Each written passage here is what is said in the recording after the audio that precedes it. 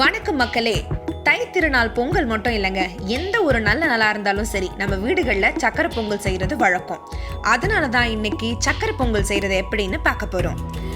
முதல்ல ஒரு பாத்திரத்தில் 1/2 கப் அரிசியையும் 1/4 கப் பாசி பருப்பையும் போட்டு வறுத்துக்கணும். வறுத்த அரிசியையும் பருப்பையும் தண்ணியில் கழுவிட்டு ஊற வைக்கணும். அடுத்ததா ஒரு பாத்திரத்துல 3/4 கப் வெல்லமும் 1/2 கப் தண்ணியும் சேர்த்து சூடு பண்ணணும். வெல்லம் தண்ணியில கரையிற அளவுக்கு ஹீட் பண்ணா போதும்.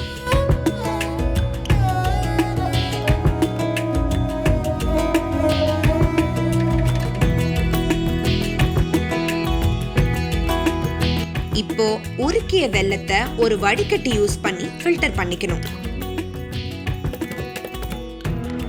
ஃபில்டர் பண்ண வெல்ல பாக ஒரு பவுல்ல ஊத்தி வச்சுக்கலாம். நெக்ஸ்ட் ஒரு கடாயில 3 1 பங்கு கப் நெய்,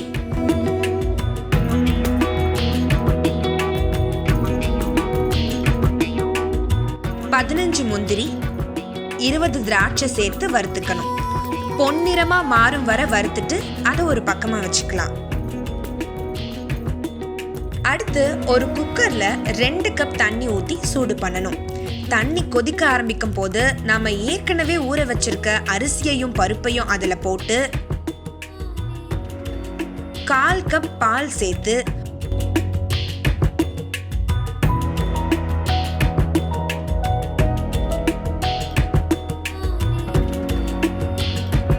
குக்கரை மூடி விசில் போட்டு 10 நிமிஷம் வேக வைக்கணும்.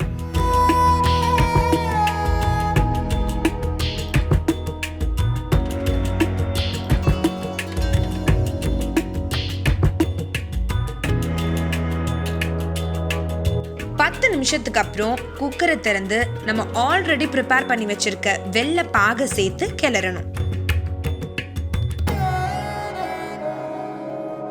நல்லா குழைய மிக்ஸ் ஆகிற அளவுக்கு கிளறிக்கலாம்.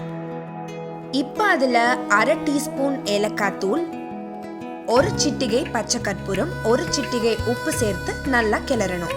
கடைசியா நம்ம ஏற்கனவே நெய்ல வறுத்த முந்திரியும் திராட்சையும் சேர்த்து நல்லா மிக்ஸ் ஆகிற வரைக்கும் கிளறணும்.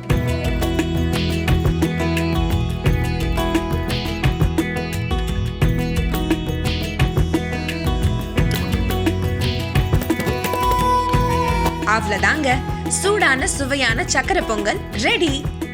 இது மாதிரி ஷார்ட் அண்ட் ஸ்வீட்டான ரெசிபிஸ்க்கு தொடர்ந்து குக்டு சேனலை சப்ஸ்கிரைப் பண்ணுங்க. மறக்காம பெல் ஐக்கனை கிளிக் பண்ணுங்க.